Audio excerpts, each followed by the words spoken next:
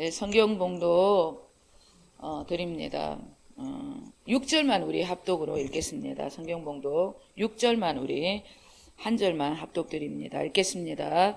그러므로 주 여호와께서 이같이 말씀하셨느니라. 피를 흘린 성읍 녹성 가마 곧 그 속에 녹을 없이 하지 아니한 가마여 하 있을진저 제비 뽑을 곳도 없이 그 덩이를 하나하나 꺼낼지니라. 아멘. 롯데 야구 간판 선수죠. 이대호 선수가 아내와 함께 예능에 나오는 것을 봤습니다. 아주 검술이 좋더라고요. 이대호 선수가 아내를 참 많이 사랑하고 있다 그런 생각이 들었어요. 예. 그 프로를 가만히 보고 있으니까 왜 그가 그렇게 아내를 사랑할 수밖에 없는지 그것이 보이더라고요. 부모님도 안 계시고 할머님도 돌아가시고 그리고 형도 군대에 가 있었을 때 지금의 아내죠. 예, 21살 된 여자친구가 이대호 선수가 부상을 당했어요. 그래서 누구 하나 돌봐줄 수 없는 그런 상황 속에서 여자친구가 소변까지 다 이렇게 받아서 이렇게 간호를 해주는 그런 헌신적인 간호를 했는데 이대호 선수가 그 모습이 너무 고맙고 예, 너무 감사해서 나 저 여자하고 결혼해서 이 고마움을 평생 잊지 않고 이 사랑함으로 갚겠다 그런 생각을 했다 그런 말을 하더라고요. 그래서 자신은 지금도 그 마음으로 아내를 사랑하고 잘해주고 있다 그렇게 말을 하더라고요.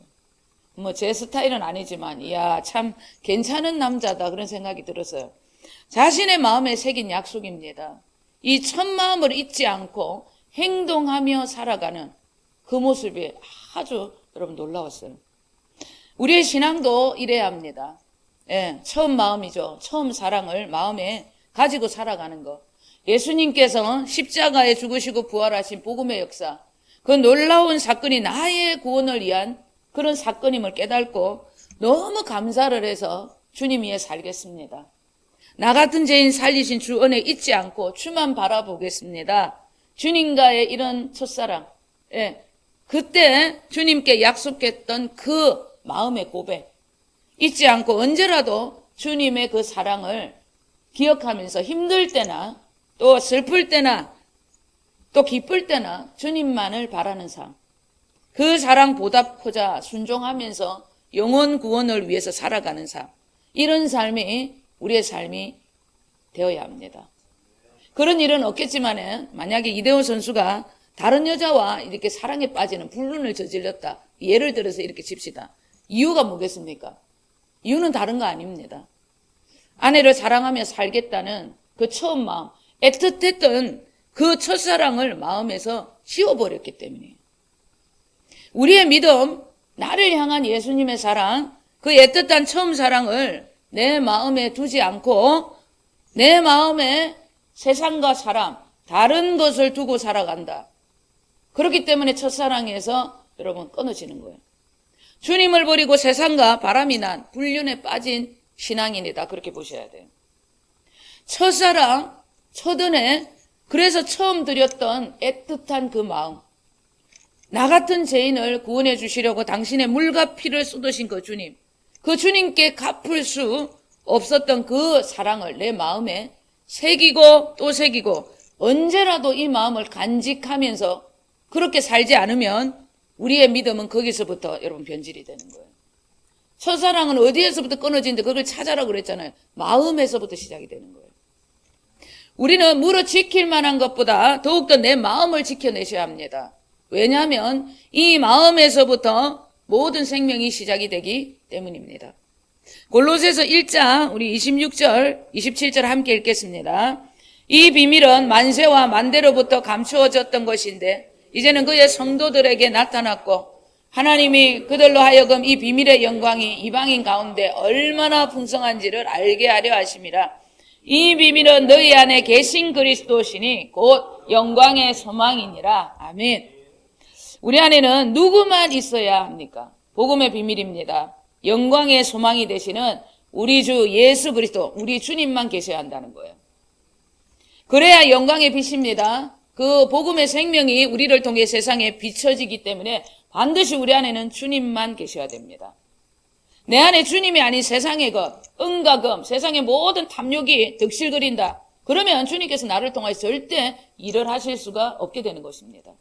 사도행전 13장 22절에서 하나님께서는 이새의 아들 다윗을 만나니 내 마음에 합한 자다.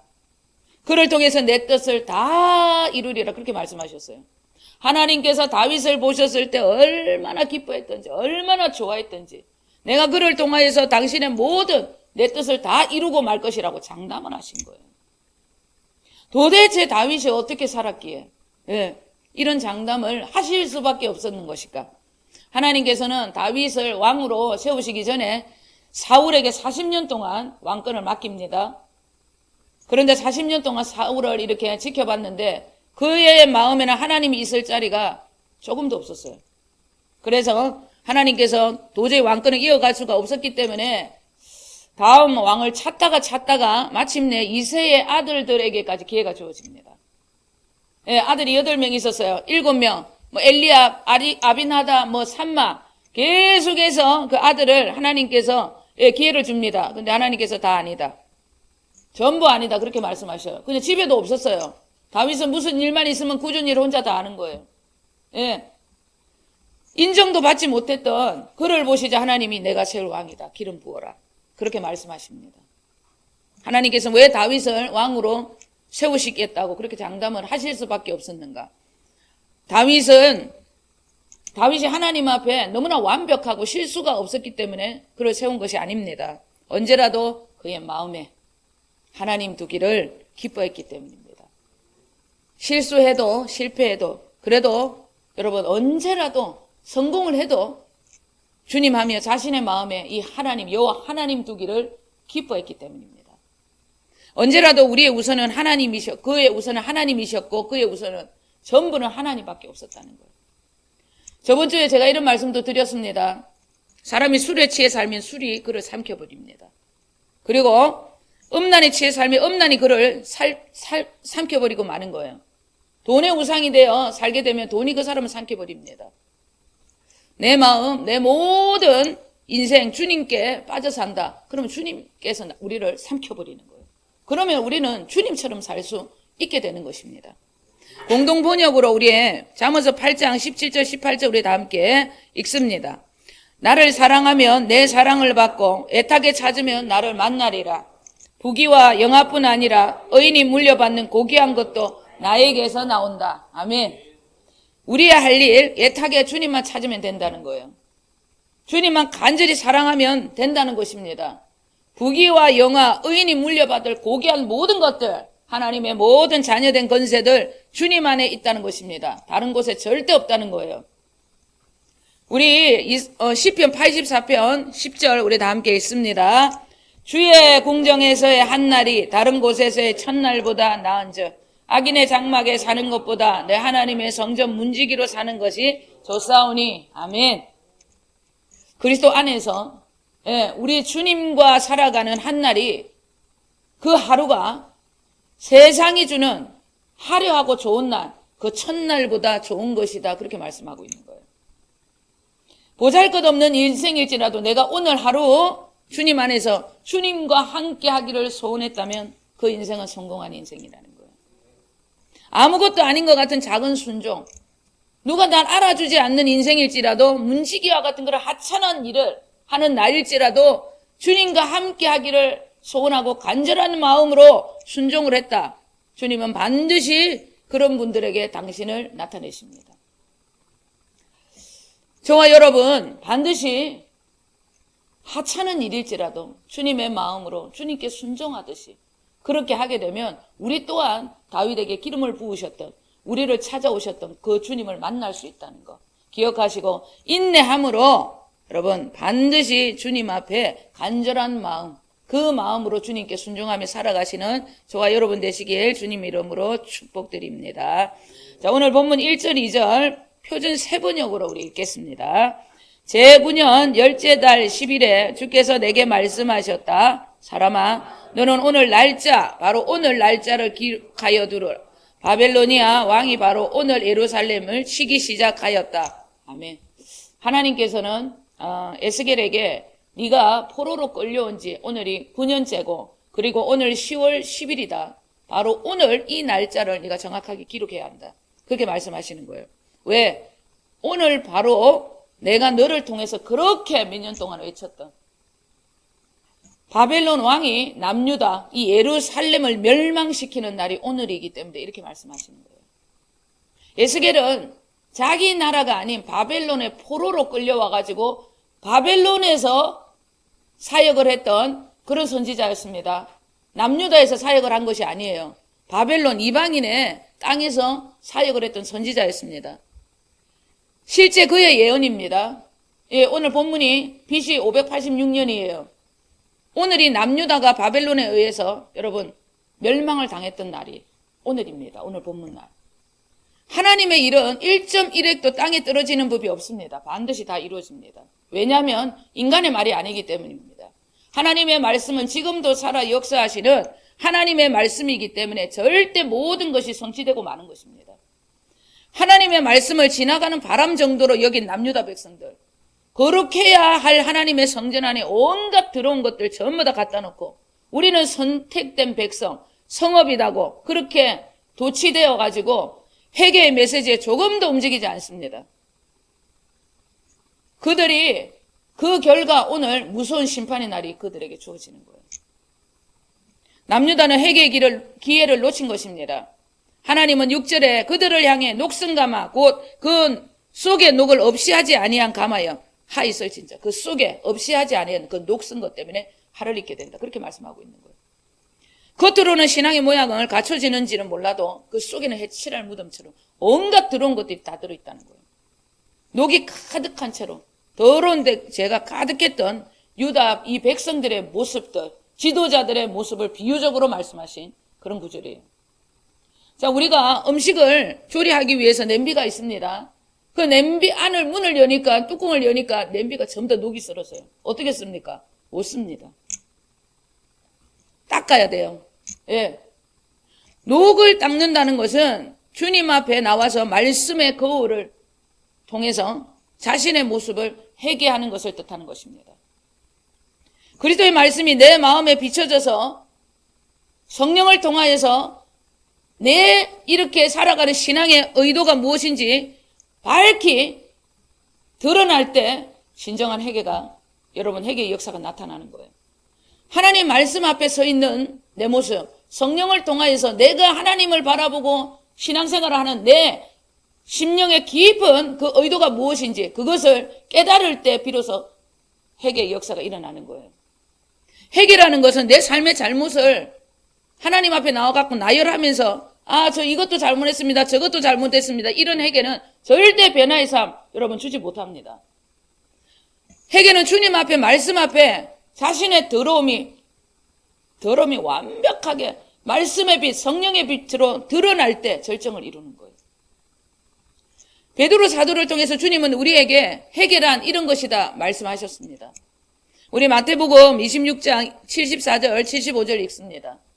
그가 저주하며 맹세하여 이르되 나는 그 사람을 알지 못하노라 하니 곧 닭이 울더라. 이에 베드로가 예수의 말씀에 닭 울기 전에 내가 3번 나를 부인하리라 하심이 생각나서 밖에 나가서 심히 통곡하니라. 아멘.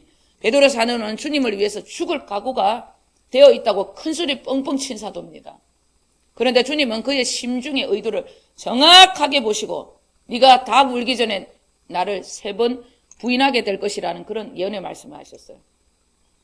주님의 말씀대로 그는 그대로 주님을 부인합니다.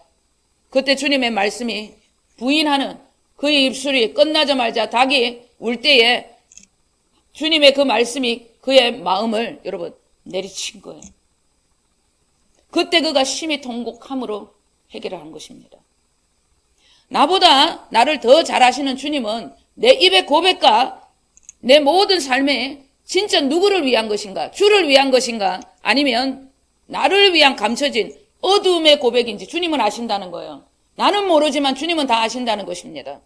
그래서 나의 길은 오직 주님만 아신다고 욥이 그렇게 고백을 한 것입니다.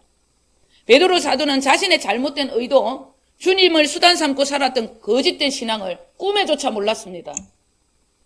그래서 주님은 그를 단련하신 후에 정금같이 나오게 하시려고 불구덩이와 같은 시험, 주님 앞에, 죽음 앞에 계신 그 주님을 부인하는 그런 사건 속에 그를 던진 것입니다. 인간은 자신의 어떠함을 알지 못하면 자신이 다른 이들보다 나은 줄 알아요. 그래서 자신이 주님의 자리에 앉아서 주님처럼 상대를 정죄를 하고 비판하고 여러분 심판주가 되어서 살아갑니다. 자신이 누군지를 모르면 그렇게 되는 거예요. 베드로는 다른 이들보다 열정적으로 주님을 따르는 신앙이 다른 이들보다 자신이 특별한 줄 알았던 거예요. 그래서 주님이 특별하게 그를 불구덩이에 던져 자신의 실체를 적나라하게 주님께서 보여주실 수밖에 없었던 것입니다. 예레미야서 우리 1장 5절 함께 읽겠습니다. 내가 너를 모태에 짓기 전에 너를 알았고 내가 배에서 나오기 전에 너를 성별하였고 너를 여러 나라의 선지자로 세웠노라 하시기로. 아멘. 이 말씀은 예레미야 선지자를 부르신 주님의 부르심의 말씀이에요. 내가 너를 통해 이스라엘의 구속사 그 놀라운 하나님의 그 구속을 이어가기 위해서 너를 그렇게 지었다는 이런 말씀이에요. 내가 너를 그렇게 지었다는 거예요.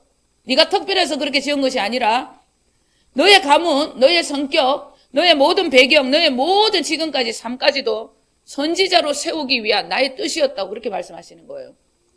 예레미야 선지자는 예루살렘 성전에서 정치적으로 밀려난 아비아달의 후손 집안의 제사장입니다. 그런 정치적으로 밀려서 약한 그 베냐민 땅, 그것도 제일 보잘것없는 아나솥이라는 그러한 땅에서 살고 있었던 제사장 집안의 출신입니다. 그는 아나돗에서 살았다는 이 뜻이 무슨 뜻이냐면 정말 보잘것없는 환경적으로 별 볼 일 없는 그런 존재였다는 거예요. 그런 집안이었다는 것입니다. 그런 그가 백성들 앞에서 하나님의 심판의 말씀을 대언한다는 것은 그는 꿈에 상상도 할 수 없었습니다. 그런데 여호와 하나님이 그런 배경에서 살아갔던 그를 찾아오십니다. 주님께서 만세 전부터 모태에 짓기 전부터 너를 선지자로 세우기 위해서 너의 가문 내가 그렇게 했다는 겁니다. 그런 배경에서 너를 둔 것이다. 그렇게 지금 말씀하고 계시는 거예요. 우리는 나의 인생부터 탄생까지 끝까지 주님 안에 있다는 것, 내 모든 인생 그리스도 안에 주님 안에 있다는 것을 명심하셔야 합니다. 그렇기 때문에 언제라도 우리는 주님 안에서 살아가야 하는 존재라는 것. 그래야 여러분 우리는 잊지 않고 주님 붙들고 살게 되는 거예요. 베드로 사도가 주님을 저주하면서까지 부인했던 그 사건을 통해서 그런 자신 안에 있던 신앙의 실체를 보게 됩니다. 나의 모든 신앙의 근거는 주님이 아닌 나로부터 시작된 것임을 알았던 것입니다.